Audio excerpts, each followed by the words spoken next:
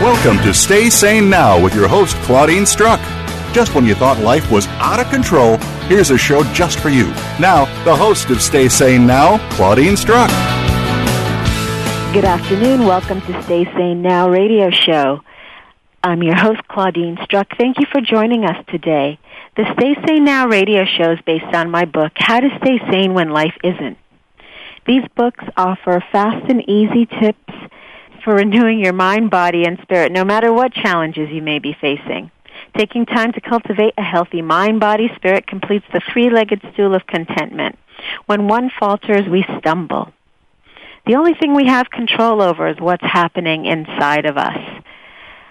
We are not just bodies nor talking heads. Each of our guests today represent the mind, body, spirit.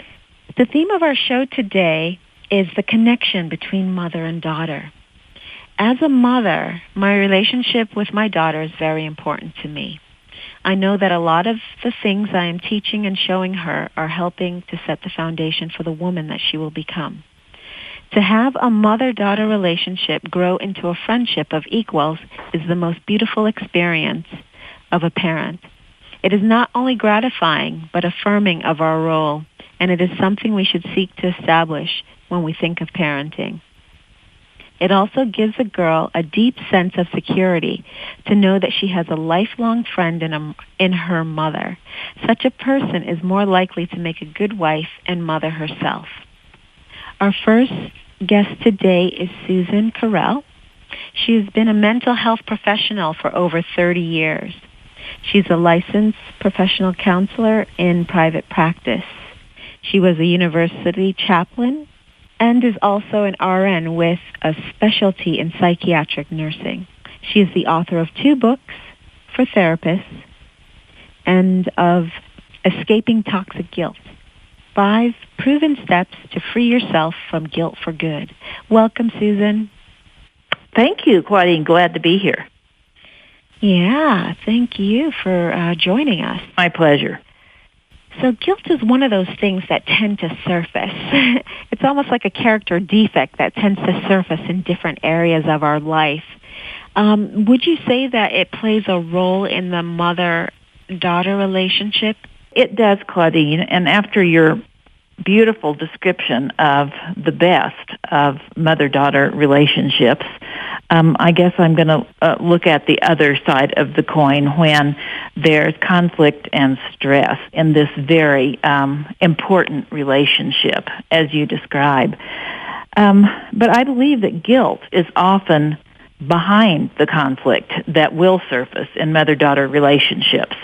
Now, remember that guilt is that miserable feeling you get when you think you've done something wrong, or you think you haven't done something that you think you should have done. Guilt is related to the expectations that we have of ourselves, the way we think we must behave in order to think of ourselves as a good person. Guilty people have really, really high expectations of themselves, and when they feel the least bit short, zoom, up rushes those feelings of guilt.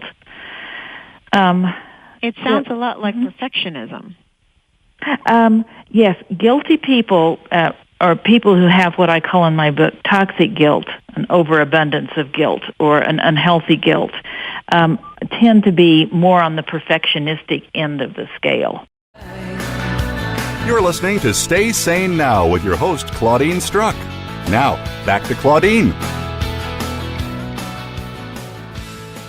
Welcome back. I'm Claudine Struck, the host of Stay Sane Now. Florence Bernard is a motivational teacher and speaker and author of the book Better at School, the essential guide to help kids improve at school. Welcome, Florence. Thank you. Thank you for being on our show today. Now, Florence, would you say having expectations has an effect on the mother-daughter relationship? Yeah, actually, that's a very important question.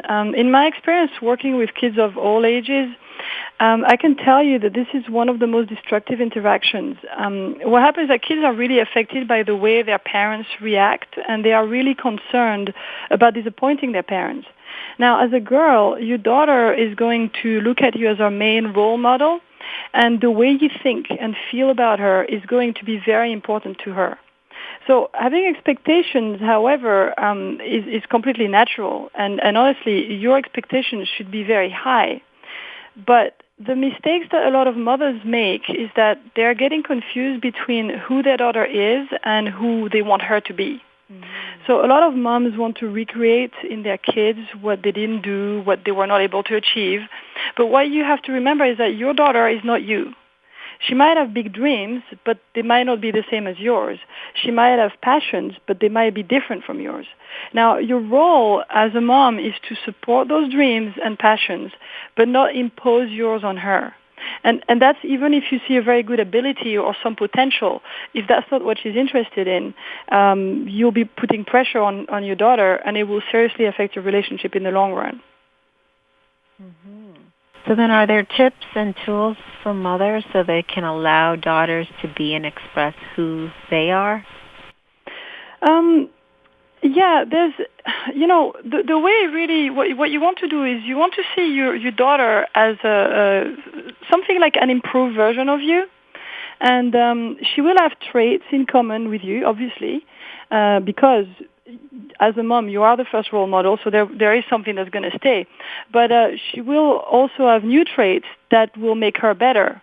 And, that's something that you can actually take on and learn from. You're listening to Stay Sane Now with your host, Claudine Struck. Now, back to Claudine. Welcome back. I'm Claudine Struck, the host of Stay Sane Now.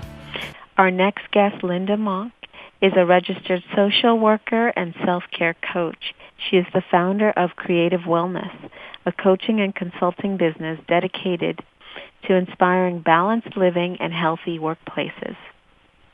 Lynda has a passion for supporting, helping professionals and busy women towards greater balance, fulfillment, and soulful reflection in life and work.